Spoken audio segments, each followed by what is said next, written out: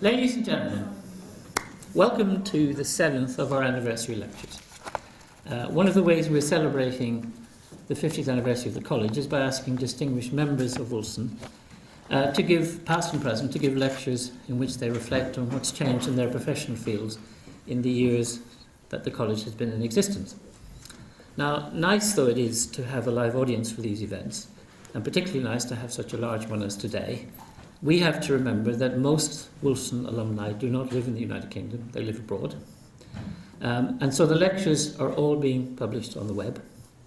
And if you want to watch or listen to any of the earlier ones, links to them can be found on our website. Now we come to today's lecture, and I know that the usual cliche about our lecturer needing no introduction applies. But I'm going to give an introduction anyway. Richard Evans has been our president since 2010. His general area of interest is modern German and European history, especially social and cultural history, since the mid-19th century. He's worked on movements of emancipation and liberation, including the feminist movement and the labour movement, on social inequality in the urban environment, on the social history of death and disease, and on crime and punishment, especially the death penalty in German history since the 17th century. He also has an interest in historiography and in history as a discipline. Since acting as the principal expert witness in the David Irving libel trial in the High Court in 2000, his work has dealt with Holocaust denial and the clash of epistemologies when history enters the courtroom. His role in that sensational trial and the intense commitment he showed to excavating the truth is an example of scholarship at its best. If you haven't read his book about the trial, Telling Lies About Hitler, the Holocaust History and the David Irving trial, then may I suggest it as one of the items on your birthday list next year. His 3-volume History of the Third Reich is published by Penguin and in many languages, some of which he does not speak. He's been editor of the Journal of Contemporary History since 1998 and a judge of the Wolfson Literary Award for History since 1993. Over the years, his work has won the Wolfson History Prize, the William H. Welch Medal of the American Association for the History of Medicine, the Frenkel Prize in Contemporary History, and the Hamburg Medaille für Kunst und Wissenschaft. He's a Fellow of the British Academy, the Royal Society of Literature, and the Royal Historical Society. He's an Honorary Fellow of Jesus College, Oxford, of Gonville and Caius College here, and of Birkbeck College in the University of London. His most recent book on British historians and the European continent is on British historians and the European continent, and he's currently completing a book on the years 1815 to 1914 for the Penguin History of Europe. With David Runciman and myself, he's a principal investigator for the Leverhulme-funded 5-year project on conspiracy and democracy. He was knighted in 2012 for his services to scholarship and has just been awarded the Historical Association's Norton Medal for Services to History. This award recognises, quote, an outstanding contribution to history by an important contemporary advocate of historical research and learning, unquote. But Richard is not just an eminent historian. He is also one of Britain's foremost and most combative public intellectuals. As Michael Gove, to name just one minister who has crossed swords with him, will ruefully testify. At his valedictory lecture, Sir Chris Clark, his successor in the Regis chair, observed that if Richard Evans had not chosen to be an historian, he would have made a good living as a professional cage fighter. Close quotes. And as if to underscore that point, he has just been given an honorary degree by the other place. Ladies and gentlemen, pray silence for Sir Richard Evans.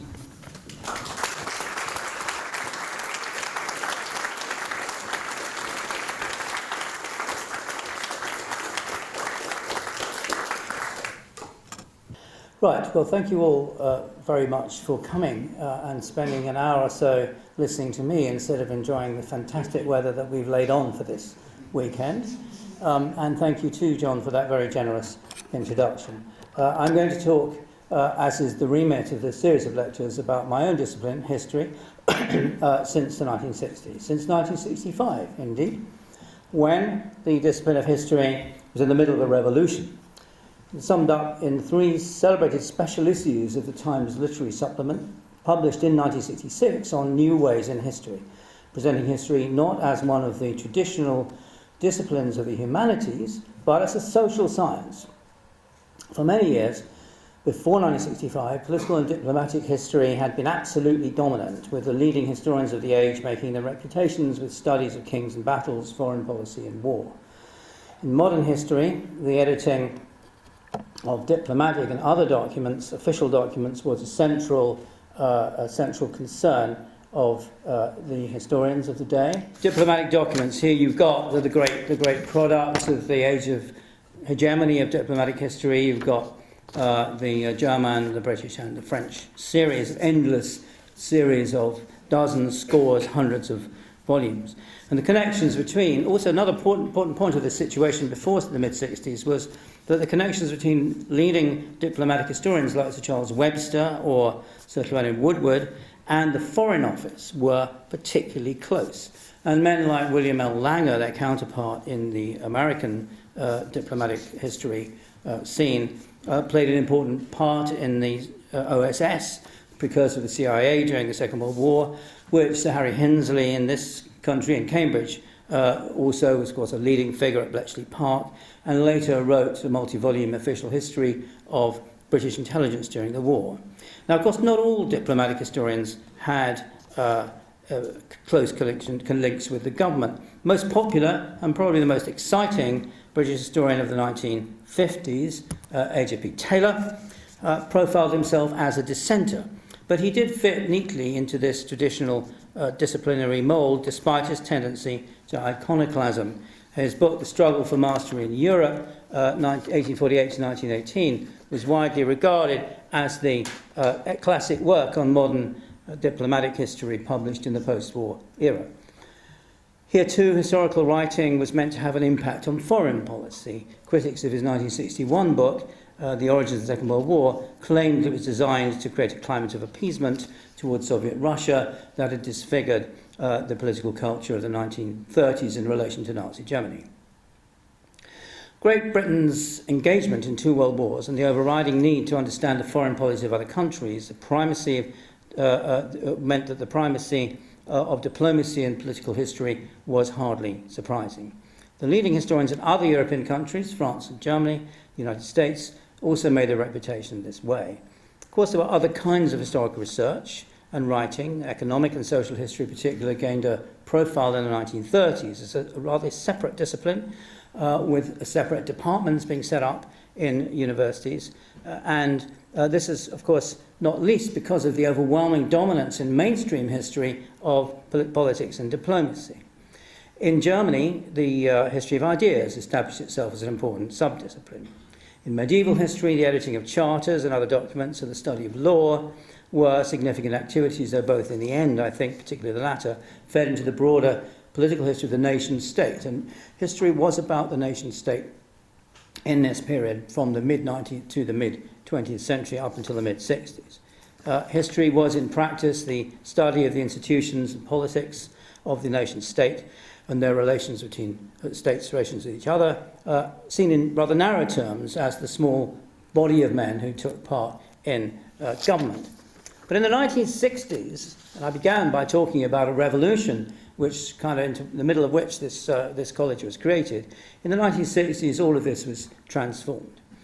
With the post-war economic boom in full swing, rapid social change, the breakdown of long-established social hierarchies, all of this focused historians' attention on the driving forces of social development in the past, while the emergence of peaceful relations between the major powers in the West, in contrast to the previous several decades, meant that diplomatic history, the history of the origins of wars, consequences of wars, diplomatic relations, why they broke down, why they succeeded, and so on, all of that no longer seemed so urgent. Historians broke with the establishment, like so many other parts of British culture in the 1960s. The emergence of the New Left after the Soviet invasion of Hungary in 1956 led to a search by Marxist historians like Rodney Hilton Edward Thompson, Eric Hobsbawm, and Christopher Hill for social explanations of the past that could be developed without seeing modern communism as the end point of an historical teleology.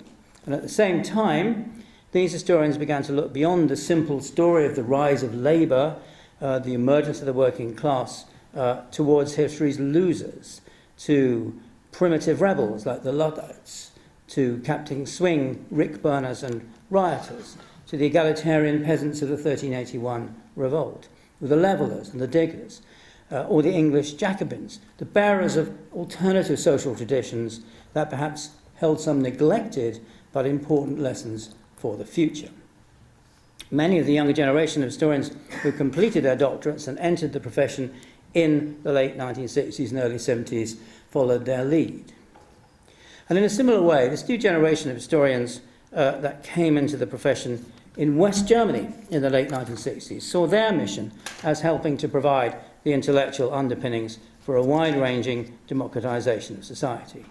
And here the way had been paved by a diplomatic history of the most traditional sort, namely Fritz Fischer's 1961 book, Germany's Aims in the First World War, which argued on the basis of documents newly discovered in the German Imperial Archives, located in Potsdam, in the communist German Democratic Republic, that Germany had deliberately started the First World War as a bid for European dominance. And this, with his second book, A War of Illusions, directed attention to the state of German politics before 1914, and thence to its social structures, which are thought to be dominated by an anti-democratic, militaristic, aristocratic elite. And out of these ideas, there emerged the so-called Bielefeld School, led by Hans-Ulrich Wähler and Jürgen Kocher, which looked to social structural history as a means of explaining the disastrous course taken by German history in the 20th century up to the end of the Second World War. Its key achievement was to transcend the tradition of Rankian empiricism, which had dominated historical studies up to the 1960s, not just in Germany, but also in other countries. But other aspects of the Rankian paradigm remained, notably the assumption that change, including in this instance social change, happened within the confines of the nation state. And explaining formation, evolution, crises of the nation state was the primary responsibility of the historian. So the new generation of German historians saw their task as explaining why Hitler came to power using the notion of Germany's exceptional historical development in the modern era. For the failure of the bourgeois revolution in Germany was the major conceptual tool here. The roots of Nazism were seen as going deep into the German past. The revolution of the 1960s in historical studies thus involved a change both in the object of study, from politics and diplomacy to society, and in the methods used, from document-based empiricism to the application of social theory and its testing by quantitative and social research. Once the world wars had receded in time and the great dictatorships had collapsed, the democratization of society drew historians' attention to the broad masses of ordinary people. But they didn't necessarily approach them in a way that's driven by politics and ideology. And by the 1960s, the social sciences were having their own impact on historical writing, whether it was anthropology in Keith Thomas's Piling, that's the wrong one there, that's the documentary fetishism here, so social anthropology ideas and concepts and methods applied, Keith Thomas's Religion and the Decline of Magic, 1971, or quantitative sociology, as in Stefan Thurmstrom's Poverty and Progress from 1964. And Weberian social theory also informed the work of the Bielefeld School in Germany. In many cases, there's an explicit concern to establish history as a social science in face of the challenge, in the face of the challenge posed by the self-styled scientific historians on the other side of the Iron Curtain. So instead of doing this, spending all their time grubbing around in archives, historians took advantage of the development of computers to mount sophisticated analyses of historical statistics. And here, in a way, my lecture touches on the previous lecture by Andrew Herbert. This is exactly the time when you are starting to be able to use computers as a tool of analysing quantitative, social and other data in history. The historian of the future, declared Emmanuel Leroy-Ladurie, would have to be a computer programmer, one of many prophecies not fulfilled, I think, but what he really meant was that the computers would have to be used by historians, and it's certainly true. Robert Fogel and Stanley Engerman, in their book On Time and the Cross, asked what the degree of economic emancipation of slaves in the American South was, and told their readers that that was the answer. In the longer run, one of the most influential groups of social scientific historians was that based around the journal Annales in France. Though it dated back to the 1920s and at first developed outside mainstream history, within the autonomous world of economic and social history, it required a kind of propagandizing zeal that began to conquer the centralized French academic system when it was reconstructed after the Second World War. The triumph of the Annales was sealed by the foundation, on the initiative of Fernand Braudel, one of its leading members of the so-called second generation, the foundation of the Maison des Sciences de l'Homme in 1963, which took history as a central social science, the discipline which all the others rolled around, but also took the lead in applying quantitative methods to many different areas of medieval and early modern history. The Annales School had begun in the spirit of international cooperation, under the influence of British and German economic and social history in the 1920s. In its original form, it focused as much on historical psychology, cultures and mentalities. Mortalité was one of its concepts that it developed, as on quantifying social developments and the structures and conjunctures of social life. The pre-industrial world on which the Annales focused was the world of the longue durée, of immobile history in which centuries passed with the realities of daily life barely changing for most people. And here's a little satirical comment on the idea of the longue durée. As it emerged after the Second World War, again, the Annales School became more distinctively French, less kind of British and German. It took a long time for its influence to spread beyond France's borders. Its classic works were translated into English many years after their first publication. Marc Bloch's Feudal Society, published in French in 1939, appeared in English in 1964. Fernand Braudel's The Mediterranean World in the Age of Philip II, published in French in 1949, was published in English in 1972 to 73. Demographic history, which had a strong profile in France because of the long-term and, for some historians, dangerous decline in the French birth rate since the late 18th century, informed the great regional total histories of the Beauvais region by Pierre Goubert or Languedoc by Leroy-Ladurie. But it was unacceptable in post-war Germany because of its perversion under the Nazis in the service of racial and eugenic policy. It was introduced into Germany, curiously, by the Swiss historian Arthur Imhoff in the 70s, at the same time as another Swiss historian, Claudia Honegger, published the first selection from the Annales in German, so the Swiss here are kind of acting as a bridge between the French and the Germans. It was striking that the majority of this work was directed towards the medieval and early modern periods. As pre-industrial society disappeared from France, and it's really the 1950s and 60s when France properly industrializes and modernizes, so historians began to try and understand it. More general, I think contemporary history posed problems that historians preferred to avoid. In France, the collaboration with the Nazis, the extermination of the Jews, the Vichy regime, the crises and disasters of the years after 1914. And the foundation of the Journal of Contemporary History by George Mosse and Walter Lecar, the journal which, as John Norton said, I now have the privilege of editing jointly with Stanley Payne in America. This was founded in 1966. They began the idea in 1965, so we share. In fact, later on this year, I'm going to have to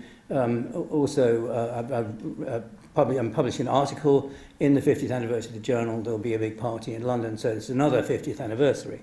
Its foundation, I think, brought a new focus on fascist movements, which became the object of serious historical study for the first time in the 1960s, and then more general on the interwar period. It's the 1960s that saw the first serious scholarly work on the history of Nazism, too, from Karl Dietrich Bracher, Martin Brochart, and the Institute for Contemporary History.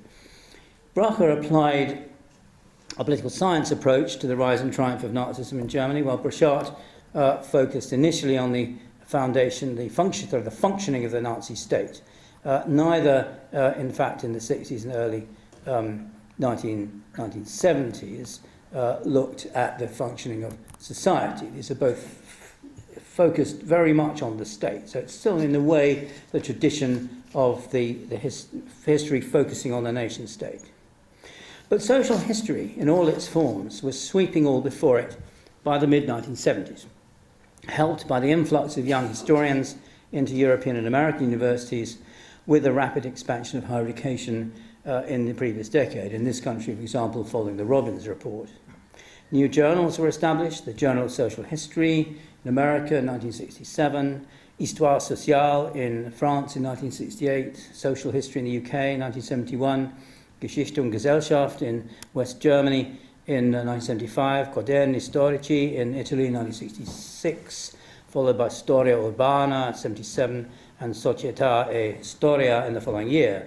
So it's a kind of general foundation of social history journals through the 1970s. Past and present, originally a journal dominated by Marxist historians, indeed founded by Hobsbawm and Thompson and their colleagues in the historians group of the Communist Party of Great Britain, became a more general vehicle for social history of all kinds, with the recruitment of new members like John Elliott and Lawrence Stone to the board of editors at the same time. New societies sprang up to propagate social history not just as a specialist subdiscipline, but as a way of looking at the whole of history. And here Eric Hobsbawm's article from Social History, the History of Society was, I think, a key influence. Oral history, though obviously only applicable to the recent past, as this cartoonist realised, provided a new insight into the experiences and memories of ordinary people, and out of oral history emerged a new interest in how cultural memory operated and changed. So the History Workshop, originally conceived at the end of the 60s in Ruskin College, Oxford, a trade union further education institution, where workers told their own stories, the History Workshop founded a journal presenting history from below in 1976, consciously distancing itself, as did other branches of the new social history, from historians' traditional focus on elites. So, and this had parallels elsewhere. For example, in Australia, in the work of Henry Reynolds, Aborigines and Settlers in 1972, which looked at the first time at settler violence from the point of view of native Australians, or indeed in the 1980s in the work of the Subaltern Studies Group in India. This is a kind of very widespread move. Now, linked to this movement for the oppressed to write their own history, or for historians to wrench history away from the perspective of the elites on the one hand and the state, and on the other hand, Marxist determinists and modernization theorists who saw economic development and industrial progress as the key to emancipation on the other. Linked to all this, there emerged in the 1970s a new feminist approach to history, recovering the experience of women's history and reclaiming the feminist movement as a legitimate and important subject for historical research. Now, surprisingly, the emergence of women's history drew, among other things, on the emergence of a new feminist movement in Britain, France, Germany, United States, and many other countries in the 70s. Those struggles over women's rights in issues such as equal pay and opportunity at work, abortion law reform, educational improvement, and many others, these formed the focus of the new feminist movement of the 70s, and it spread over, of course, into an historical interest. And it's also possible to see the emergence of history from below as part of a new left politics that preceded and followed the political upheavals around the year 1968. So by the middle of the 1970s, quantifying social science history, which had also, of course, given birth to a journal and society, was coming up against its limits. As Keith Thomas, one of the most prominent advocates of the new ways in history presented in the TLS in 1966, confessed in a retrospective article 40 years later, the dream of historians in white coats who would bring scientific certainty to the study of the past now seems just another delusion of the 1960s, that optimistic decade when Harold Wilson invoked the idea of reforging Britain in the white heat of technology. An n-gram analysis, now you can do, I've discovered n-grams.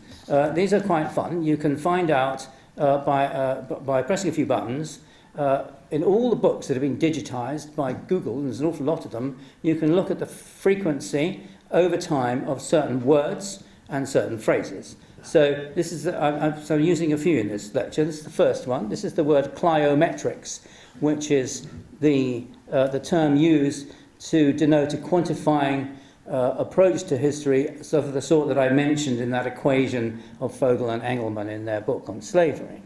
And this shows that the use of the word plyometrics is kind of almost non-existent. It's non-existent before the early 60s. It starts off and then zooms up in the 1970s.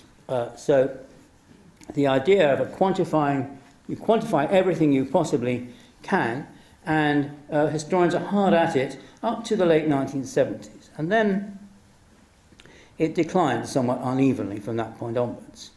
Because what drove quantification was a search for certainty, in which theoretically grounded hypotheses could be empirically tested by the use of statistics, a sort of standard social science procedure.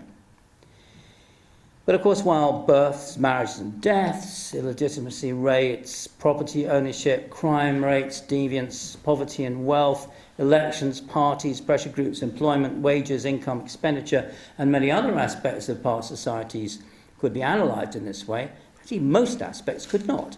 And it was clear that individual human beings, that mentalities and beliefs were being edited out of some of the work in the new social history. What Lawrence Stone described in 1979 as the revival of narrative was heralded by the appearance in 1975 of Emmanuel Levallois-Laduré's Montaillou. Remember, he's the archpriest of quantification who says we all have to be computer programmers. Now, in 1975, he's turning around and leaving statistical analysis behind. His earlier work focused on the statistical analysis of landholding records in medieval Languedoc. Now he looks just at the everyday life of a Cathar village, a heretical village in the Middle Ages, using Inquisition records. It's a kind of red against the grain to look at the villagers' everyday lives. Now, the study did deploy some elaborate tools of anthropological analysis to uncover the complex web of relationships that existed in the village. But at its centre was the reconstruction of the beliefs and values of the villagers, focused also found in Carlo Ginzburg's, Italian historian Carlo Ginzburg's 1976 study, The Cheese and the Worms, a title that referred to the unorthodox beliefs about the creation of the world held by a 16th century Miller. And these are all examples of what Ginzburg called micro-history, the answering of big questions using small examples, a trend also exemplified by Edward Thompson's Whigs and Hunters, which used in 1975 the passage of anti-poaching legislation in 18th century England to explore questions of justice and class relations in pre-industrial society. And in Germany too, the historians of the Institute of Contemporary History, led by Martin Burchard, embarked in 1977 on a huge 6-volume multi-authored project to reconstruct the social history of the Nazi period, including study of individual communities as a way of seeing how ordinary people reacted to the Third Reich, accommodating to it, collaborating with it, supporting it, or in a surprising number of instances, resisting its more ambitious demands for them to reshape their everyday lives. There's no neat chronological dividing line between these different kinds of history, of course. All of them have been practiced by some historians, as innovative approaches always are. At one at the same time, all of these different kinds of history are being written by different historians. The shift from political to social history was never complete. But it was, I think, very noticeable. Traditional diplomatic history declined pretty fast in the 1970s and 1980s. The number of political history articles submitted to the Journal of Contemporary History fell by half, from 33% to 15% between the 50s and the 80s. The history of political parties and governments, the origins, causes and consequences of wars, remained a major preoccupation of historians throughout, but new methods, notably quantitative studies of elections, parties, parliaments and so on, now made the running. Between 1975 and 1995, the proportion of professors of history in American universities who described themselves as social historians rose from 31% to 41%, while the proportion who described themselves as political historians fell from 40% to 30%. The status of the political historians within the profession, lamented one of their number in 1986, has sunk somewhere between that of a faith healer and a chiropractor. Political historians all right in a way, but you might not want to bring one home to meet the family. A decade later, another American historian remarked, "The ranks of traditional political historians are depleted, their assumptions and methods discredited, along with the great white men whose careers they chronicle." By the late 1980s, social history itself was beginning to be challenged, however. Indeed, in a sense, all kinds of history were, not least with the publication in 1992 of the American political scientist and philosopher Francis Fukuyama's The End of History and the Last Man, which argued that the collapse of communism and the triumph of liberal democracy in 1989 to 90 meant there would be no further major historical changes, at least not in forms of government. For a time, this had historians worried.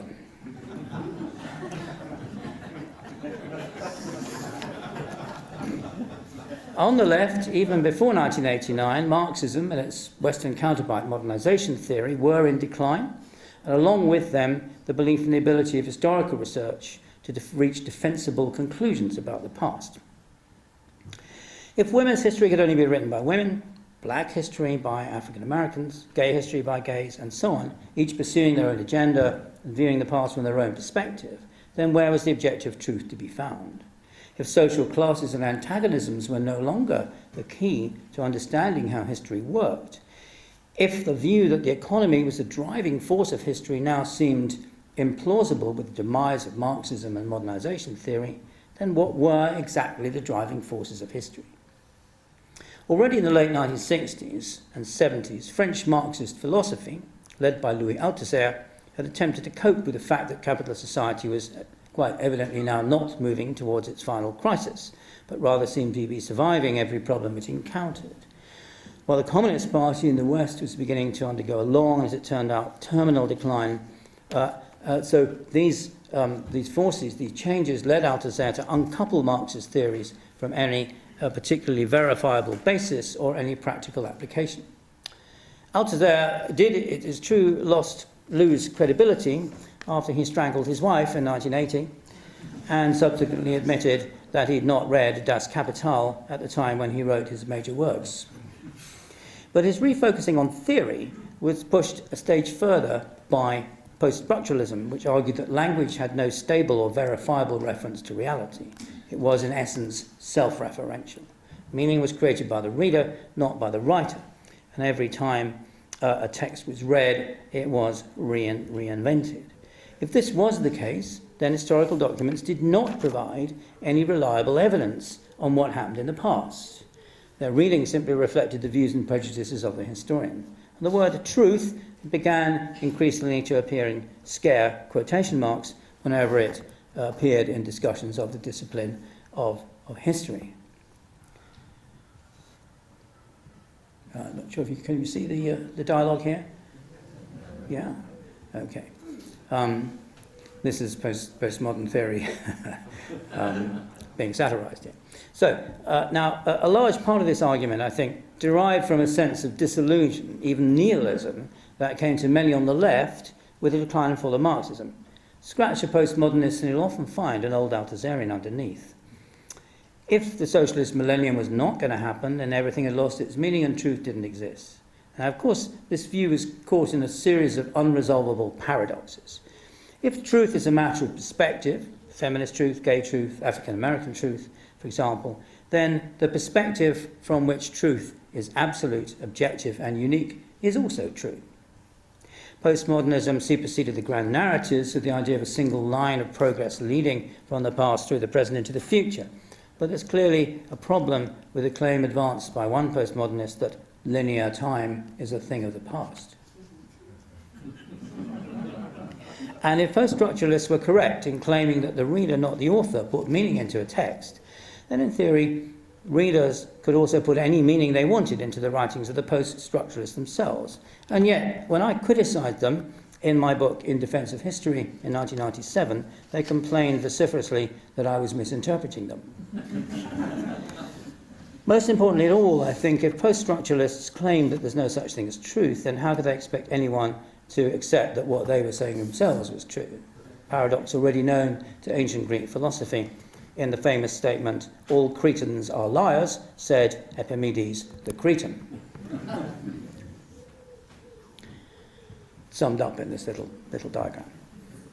Okay, so in the end, there were, I think, easily discernible limits to post-structuralist, postmodernist relativism. As the libel action brought by David Irving against Deborah Lipstadt in the year 2000 over her allegations that he was a Holocaust denier showed, historical documents do impose limits on their interpretation by the words they contain. Limits which it's neither convincing nor, in the end, I think, legitimate to try and overcome by putting words into a document that are not there, or taking words out that are there, or denying something that happened when there's strong and convincing evidence that it did. Cartoonists got the point when they satirized Irving's reaction to his defeat in the libel trial. Irving says it's never taken place, or he recounts his stunning court victory. Not even the most die-hard post-structuralists such as Hayden White argued that Auschwitz was a mere linguistic construct. By the early 2000s, it seems to me the post-structuralist challenge was fading as its exponents retreated into their own intellectual niche, with their own journal, their own conferences, their own textbook, their own discourses addressed mainly to each other and were largely ignored by practicing historians. But the discipline of history did not emerge from its confrontation with post-structuralism unchanged. Few historians followed the postmodernist writers like Patrick Joyce in the belief that language determined everything, but at the same time, I think more attention than before was paid to language and above all to culture. It's no longer seen, as it had been by the social historians, as a product of economic and social forces, but a historical factor in its own right. Now, this change could be seen most dramatically in the study of the French Revolution, where François Furet's demolition of the Marxist model in which the revolution was seen as driven by class conflict and economic interests. His demolition was followed in the 1980s by new approaches which emphasised ritual and symbolism, the role of changing political culture in the events of the 1780s and 90s. In works like Simon Schama's Citizens, A New History of the Revolution, published in 1989 as bicentenary, events were viewed through the prism not, as they had been previously, the Russian Revolution of 1917, but of the Iranian Revolution of 1979, with a strong and benign autocracy overthrown by forces of mindless irrationality and violence in a tale of sound and fury signifying nothing. Poverty, famine, oppression, inequality, many other causes of the popular discontent that Marxist historians like the great Georges Lefebvre had seen as the motor of the revolution no longer featured at all in a book like Schama's. Similarly, Isabel Hull's study of sexuality, state and civil society in Germany, 1700-1815, published in 1996, spent several hundred pages discussing the discourses on these subjects without ever mentioning birth or marriage or death rates and other basic demographic trends. But the cultural trend did help reinvigorate many areas of historical analysis. But when the study of beliefs and values came to replace that of social structures and antagonisms, instead of merging them in a new synthesis, I think its limitations quickly became obvious. The Journal of the long-established British Social History Society, set up in 2004, recognised this change by renaming itself Cultural and Social History, declaring the aim was to move the discipline beyond the limits of both cultural and social history as traditionally approached, by emphasising the ways in which the social and the cultural are mutually informing and constitutive. The boundaries between social and cultural history have always been unclear, but another Google engram of the frequency of the occurrence of the term social history in book titles, in books, nevertheless shows a sharp rise there. This goes back a nice long way into the 19th century. There's a kind of gradual rise, and then there's a little blip, it takes off a little bit in the interwar and wartime years, and then it goes right up until the 1990s, and then begins to decline quite sharply. I think it mirrors the role of social history in the historical discipline. In a sense, the cultural turn in historical studies revived the original focus of the Annales school on mentalities and expressed a further expansion of history's remit. No subjects off limits now. Young historians who came into the profession with a renewed expansion of universities in the 1990s now researched and wrote about a dizzying variety of topics. Sexuality and the body, ideas and beliefs, popular culture and art, crime and deviance, feelings and emotions, much more besides. Social and political history didn't disappear.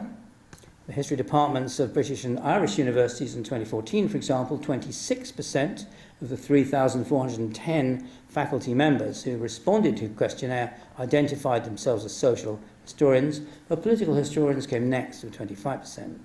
Taken together, these make up only a little over half. The rest thought of themselves as cultural historians, historians of ideas, gender historians, and so on.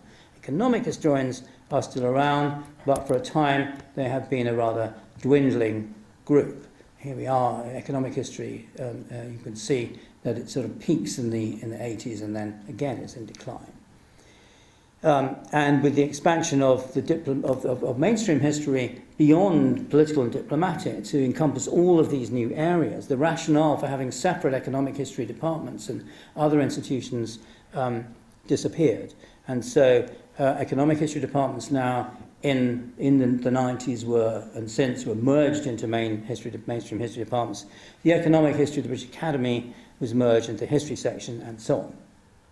History over these changes has become more specialised than ever before, however, fragmented into scores of highly specific subdisciplines, each with its own journal, society, conference and so on, and other vehicles of internal discourse and external legitimation. But perhaps the most unexpected aspect of the cultural turn of the 90s was a sudden boom in history's popularity. After a long period of clogging their books with statistics, histograms, sociological jargon, burying most of their findings in the decent obscurity of learned journals, and focusing their attention on subjects so minute as to be of interest to hardly anyone except themselves, professional historians started to reach out to the wider public. The collapse of the old ideological certainties paved the way for a search for identity, in which history came to play a very important role. The retreat of the belief in objectivity and the recognition of the subjective element in historians' interpretation of the past, and all these things, I think, are the products of the postmodern moment, led to the replacement of the anonymous received pronunciation interpretation of the past in the voiceovers in TV history documentaries, the replacement by the pungent and opinionated front-of-camera presence of a new generation of teledons, such as Neil Ferguson, whose self-importance has tried some criticism, as you can see here, and David Stuckey and Simon Sharma, programmes reaching viewers in their millions.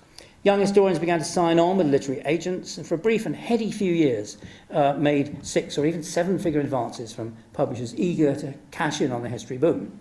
Like so much else, this came to an abrupt end with the economic crisis of 2008-9, made worse by the rise of Amazon, whose heavy discounting on book and e-book sales squeezed publishers' profits and so reduced authors' advances, led to a series of major mergers, notably between Penguin and Random House. Still, the popularity of history hardly diminished in the crisis. Authors like Anthony Beevor and Max Hastings and Norman Davis or Ian Kershaw, or indeed, if I can say so myself, with my 3 volumes on the Third Reich, continued to make the bestseller lists in Britain and the USA and to be signed on for publication in other languages too, in that case 16. All of this pointed in turn to the increasing globalization of historical writing, a development that British historians were particularly well placed to take advantage of. British historical writings, a long literary tradition going back to the days of Gibbon and Macaulay, and the move away from social science history in the 1990s allowed this literary tradition of historical writing to come to the fore again. My own generation owed an enormous debt to teachers like Hugh Trevor Roper and H.B. Taylor, who insisted in writing in clear and readable prose. The official guide to doctoral students in history at Oxford, for example, in my day, anonymous but clearly written by Trevor Roper, told us not to address our dissertation solely to examiners, but to think of it as addressed to a wider public, and had all sorts of other bits of sage advice, like avoid the creeping disease of bibliographical hypertrophy. In other words, keep your footnotes within order.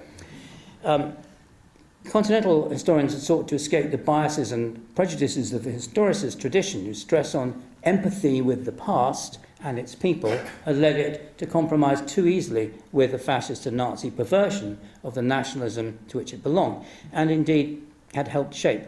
And they'd done this by stressing, so that the modern historians on the continent wanted to escape from this tradition of empathy by stressing their scientific objectivity. And this meant, on the whole, a dry style laden with jargon, stuffed with often esoteric concepts and theories.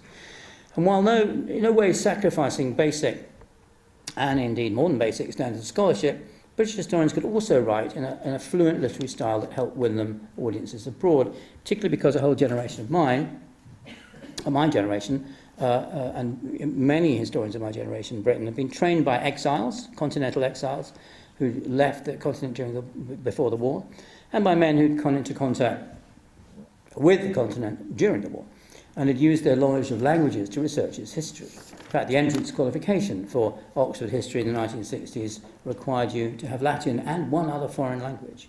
You couldn't even be considered for Oxford entrance in history if you didn't have that. The expansion of our profession in the 1960s created many new jobs for European historians. The newly available archives in countries like France, Germany, Italy, and after the General Franco's death, Spain, opened up fresh areas for research. By the late 1990s, British historians such as Raymond Carr, Paul Preston in Spain, Theodore Zeldin, Richard Cobb in France, David Kirby in Finland, Dennis Max Smith and Lucy Riley in Italy, Ian Kershaw, myself in Germany, Norman Davis in Poland, many, many others, were producing best-selling work in translation on the history of those countries. A remarkable achievement, I think, not paralleled by any similar influence of historians from those countries writing about the history of Britain or any other country. It's a phenomenon about which I wrote in my book, Cosmopolitan Islanders. Much of this work was carried out in pursuit of the ideal propagated by the great British historian of the French Revolution, the unclassifiable and never knowingly sober professor of modern history at Oxford during the 1980s, Richard Cobb. As Raymond Carr said of his works, he was as much a poet as a historian. Having lived for many years in the country and written a doctoral dissertation in French, Cobb propounded the view that it was necessary to get to know a country from the inside by immersing oneself in its life and culture to the extent that one had, as he put it in his collection of essays, a second identity. You had to do this to understand its history. Not for him the distance advocated by social science historians. His approach fitted in well to the new subjectivity that emerged in the study of history in the late 20th century. Yet even before the turn of the century, the idea, exemplified by Cobb, of a historian born and brought up in one country, acquiring a second identity in the historian of another, was being superseded by the advent of transnational history.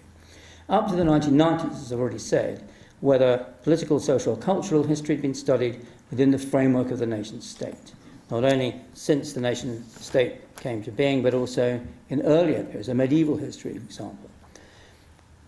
Historians restricted themselves to working within the boundaries of what later became the nation-state, or constructed genealogies of national history reaching far back into the distant past.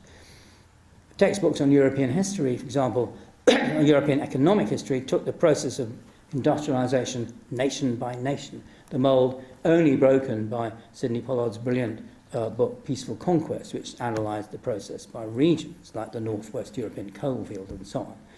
Comparative history, essential to the theory of the German special path to modernity propounded by the Bielefeld School, remained rooted in the discrete historiography of the nation-state. You compared nation-states. Now, in the 1990s, and especially from the turn of the century, the nation-state paradigm began to break down after nearly 2 centuries of dominance.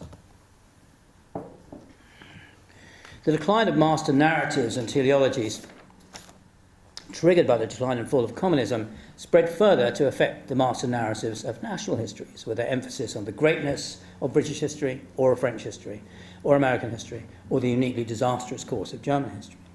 The history of ideas, of course, had long transcended national boundaries with concepts like the Renaissance, the Reformation, or the Enlightenment, but even here, historians frequently stress the uniqueness of national developments, whether in the Italian Renaissance, the German Reformation, the French Enlightenment. But now attention began to shift towards entangled history, histoire croisée, as a way of examining the interconnections and mutual influences of different countries. For example, the Americanization of European culture in the post-war years, or the effects of the arrival of millions of European immigrants in Europe in America in the 19th century, or the intensification of cultural exchange between Britain and Germany in areas like academic life and music before the First World War, or Chinese migration to the United States, for example, during the Gold Rush. Braudel's Mediterranean history became a model for a new history of the Atlantic, or the Baltic, seeing the sea as binding its shorelines and their cultures together, not merely in the modern age, but also with the Columbian exchange of the years following the first voyage of Columbus in 1492. Goods, ideas, institutions, and cultures could now be seen as passing across national boundaries with the same or similar developments as technological innovation or romanticism or modernism or the department store or the combating of epidemics taking place at different states at more or less the same time. The development of communications, steamship, the railway, the telegraph, the telephone was vital in facilitating this in the 19th century, as national, international associations, global associations were founded to further particular causes. The movement to preserve national heritage, for example, was, as Astrid Svensson has shown, not so much the outcome of the nationalist pride of individual nations in their past as the product of intensive debate in international societies, conferences, and periodicals that propagated this view across national boundaries. It's got a paradigmatic study of transnational history that originated as a PhD thesis here in Cambridge, which I had the pleasure of supervising. Transnational history was not just the product of a second wave of globalization following the nationalist fragmentation of the years 1914 to 45 and the division of the Cold War thereafter. A new revolution in communication through the internet was one of its driving forces, along with the rapid proliferation of multinational companies and networks of many varieties. Changes in society and culture often reorient historians' perceptions of the past, and it became easier to identify global contexts within which the history of every nation, every culture, and every continent took place. The emergence in response to growing concerns about global warming, climate change, of the history of the environment, reinforced the need to treat the world as one whole and the impossibility of looking at its constituent parts in isolation. And the two great pioneering works in global history, Chris Bailey, who tragically died recently in Cambridge, and Jürgen Osterhammel, these two books, I think, were written respectively by a British historian of India and a German historian of China. They took the view from above, decentering Europe from world history in a way that had not been done in previous Eurocentric global histories, such as William H. McNeill's The Rise of the West. The rise of global history, and I've got another engram here, was fundamentally different, I think, from the previous waves of global history in this respect. You can see 75 to 85, they're global histories of the sort of the rise of the West kind of thing. More recently, it has then been increasing in frequency and the term continues to be more frequently used. It's very different here. On a smaller scale, there's also increasing number of studies that examine the global in the local, looking at the emergence of multicultural societies in great cities like London, for example, or the role of the Suez Canal as a channel for many different kinds of communication. But here's the global history is now becoming, is in a way, intellectually and methodologically hegemonic at the moment within the historical profession. In my own current work that I'm trying to complete and hope to complete by the end of September, the Penguin History of 19th Century Europe, this means taking seriously, for example, the impact of Latin American independence on European revolutionary politics in the 1820s, or the role of the United States as a model of modernity later in the century. It means factoring global climate events, such as the Tambora eruption of 1815, which caused severe atmospheric cooling for 2 years, turned the skies yellow with its carbon, if its sulfur emissions in the high atmosphere, it went on, for here shown in Turner's painting of the Chichester Canal, and sparked a series of harvest failures and famines in Europe, consequences including riots and uprisings across the continent, including Britain. If you want to explain the Peterloo Massacre, example so-called, I think you have to factor in the Tambora eruption. The other end of the century, keeping on, also looking at the kind of environmental history, which is a key, another key modern development. There's you can see the rise in carbon emissions that, and again in sulfur emissions that covered Europe's great cities in soot and smoke as a consequence of industrialisation and domestic fires. In London's case, of course, with the thick yellow pea soup fogs, for which it became famous. And here's a forthcoming book on the subject, which I urge you all to buy when it comes out in November.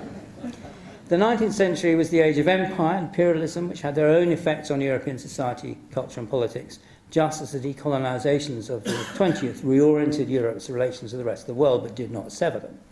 It's ironic that just as the historical profession has been turning to a transnational and global perspective, politicians have been advocating with increasing stridency a retreat into patriotic renditions of the history of the nation-state. The Education Secretary in the early years of the coalition government, Michael Gove, notoriously attempted to rewrite the national history curriculum as a story of British achievements, and only British achievements, since the early Middle Ages, editing out foreign history as if it was some kind of obscenity.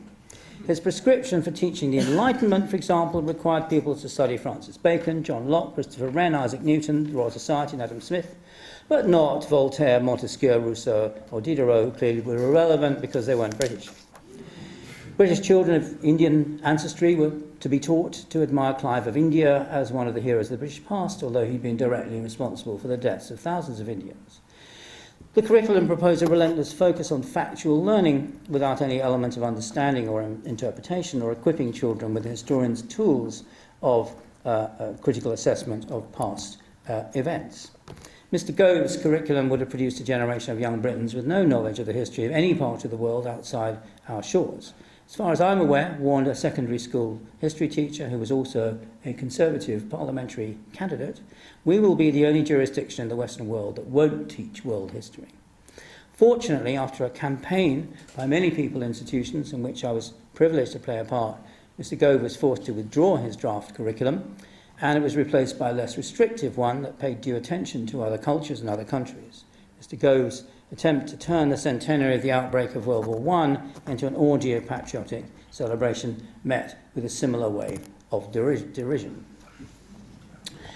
Despite this, I think we're likely to hear a lot in the forthcoming EU referendum campaign about how Britain's past has been utterly different and unique from that of the European continent, developing traditions of freedom and democracy in a peaceful evolutionary process far removed from the continental experience of despotism, dictatorship, war and oppression. A Eurosceptic group calling itself Historians for Britain has recently launched a manifesto claiming that Britain never suffered from extreme nationalism or deep anti-Semitism, never experienced fascism. Ancient institutions such as the monarchy and several universities, the group claims, have survived and evolved with scarcely a break over many centuries, in contrast to the frequent ruptures that have characterised continental history. It's hard to know where to begin with this farrago of retrospective isolationism. One could start by pointing out that universities have a longer and more continuous history in Italy, that the history of the monarchies in this country has been punctured by numerous usurpations from William I through Henry IV, Richard III and Henry VII to William III, that Oliver Cromwell and the Protectorate broke the line of monarchical continuity in the most dramatic way by having the king decapitated, or that there are continental monarchies with a history even longer and more continuous than ours, like the Danish, or parliaments with a longer history like the Icelandic. And anyone who thinks Britain's been free from deep or persistent anti-Semitism should read Anthony Julius's sobering account, Trials of the Diaspora. On the other hand, in most continental countries, fascism was a marginal political force until it was imposed by German conquest, as in Norway or Czechoslovakia, or Croatia or Slovakia or even France. Democracy came to a number of European countries on the continent before it reached Britain, with all adult males having the vote in France from 1848, while all British men had to wait another 70 years, and women gaining the vote in Norway and Finland before the First World War. Those who call themselves historians for Britain are ignoring the fact that the teleologies of the so-called Whig theory of history were exploded long ago by conservative historians Lewis Namey and Herbert Butterfield. Perhaps they should reread their books. Britain's always been part of Europe, though one wouldn't think so, reading travel advertisements that say, Europe is closer than you think. Of course it is, we're in it. In the Middle Ages, England formed part of first of the Norman, then the Angevin Empire, and was united with a large chunk of France up to the middle of the 15th century. In the 1550s, it was united with the Spanish Empire, following Mary I's marriage to Philip II of Spain, who was often forgotten, actually was formerly King Philip of England. In the 1688, it became part of a Dutch empire under William of Orange. From 1715 to 1837, Britain was united with the Electorate, then the Kingdom of Hanover. Since 1973, it's been part of the European Community, now Union, whose formation was urged after the war by the great conservative statesman Sir Winston Churchill. But more important to this, I think, is that this Little England version of history ignores other parts of the British Isles altogether. Scotland, Wales and Ireland had their separate, though closely intertwined histories and identities for centuries. Britain only became a nation really following the Acts of Union in 1707 and 1800. Politics can have strange and disturbing effects on the historical professions. We can see in the recent vogue for counterfactual history, which in Britain has been largely the vehicle, and it's more common in Britain than anywhere else apart from possibly the United States, it's become the vehicle for Eurosceptic resentments. Asking the question, what if Britain had not joined the European Union, becomes a starting point for fantasies of a glorious alternative history, just as asking the question, what if Britain had not entered the First World War, or what if Britain had signed a separate peace with Nazi Germany, leads to counterfactual narratives in which the British Empire stays intact. As so often with this genre, what if becomes if only, as historians regret a past that might have been but never was, although in fact such fantasies of course bypass inconvenient facts, such as the likelihood that Nazi Germany would have removed the empire from British control, and even if it hadn't, the empire was doomed anyway with the rise of national liberation movements in the colonies. And in any case, as I argued in my book, Altered Past, counterfactual speculations quickly run into the problem that unforeseen contingencies are likely to arise as we move along alternative timelines. At any one point in history, the future is largely unpredictable. Far from restoring chance to history, counterfactuals entrap it in implausibly determinist lines in which neutrality in the First World War leads inevitably to the avoidance of the Second, with all its attendant horrors. But who knows, in fact, what might have happened in between.